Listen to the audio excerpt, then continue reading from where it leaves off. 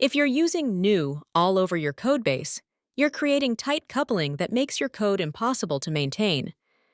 The factory pattern solves this by decoupling object creation from usage, making your code flexible and testable.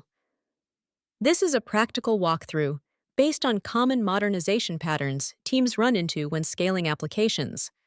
By the end, you'll know exactly when the factory pattern prevents tight coupling, how it makes your code actually testable, and most importantly, when using it is overkill, and you should just stick with plain constructors. Here's the classic problem. Every time you need to handle a different payment type, you're instantiating concrete classes directly with new. This looks innocent enough, but watch what happens when your product manager asks you to add Stripe or Apple Pay. You're back in this function, adding another else if branch. Now multiply this across your codebase. Maybe you've got 5 different places instantiating payment processors.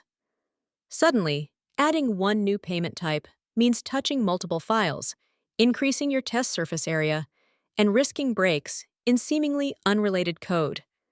This is the open-closed principle violation in action. Instead of scattering new statements everywhere, you create a single factory that handles all object instantiation. Now, when product asks for Apple Pay support, you add one class and register it with the factory. Done. All those 5 places in your codebase? They don't change at all. They're calling the factory, which now returns the new payment processor type. You've just turned a 5-file change with regression risk into a 1-file addition that's isolated and testable. Look at what happens when you instantiate loggers directly. Every single service is hard-coded to console logger. Tomorrow, when you need to switch to a file-based logger for production, or inject a mock logger for testing, you're hunting through your entire codebase changing constructors. And good luck if you've got 50 services doing this. Each one becomes a point of friction. You can't swap implementations without touching every file that creates a logger.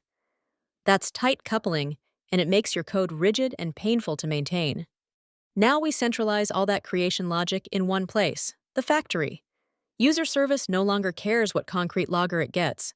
It just asks the factory, and the factory decides based on environment. Production. You get cloud logger. Development. Console logger. Testing. Swap in a mock.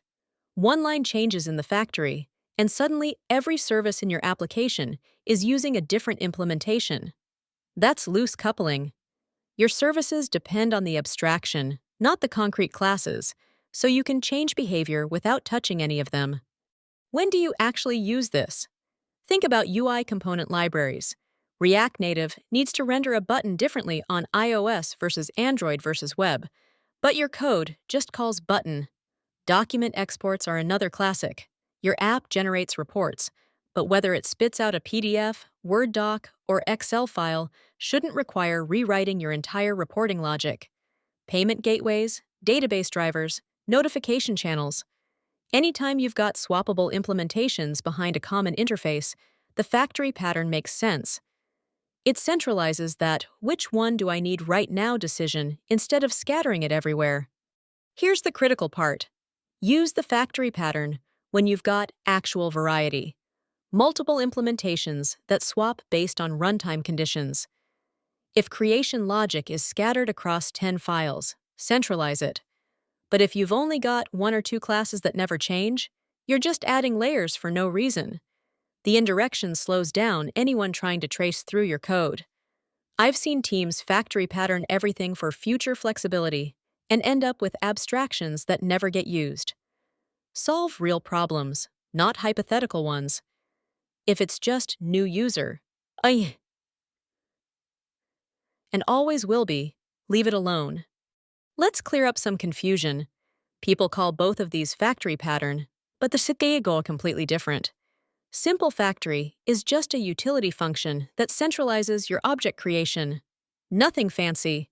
Factory method is the actual gang of 4 pattern, where you're using inheritance and letting subclasses decide what gets instantiated. The key difference? Simple factory is a helper. Factory method is about delegating creation through polymorphism. In real projects, you'll reach for simple factory way more often. It solves 90% of creation problems without the inheritance overhead. Factory patterns give you loose coupling, easier testing, and centralized creation logic. But here's the thing. Don't reach for factory method just because it's a real design pattern. If you've got simple creation needs, stick with simple factory. Save the inheritance gymnastics for when you genuinely have multiple variants or complex initialization. And if you're prepping for interviews, make sure you can explain the difference between simple factory, factory method, and abstract factory. Interviewers love asking that one. Most production code uses simple factory because it's pragmatic. Speaking of pragmatic patterns, check out my next video on the Strangler fig pattern. It's how you actually modernize legacy systems without breaking everything.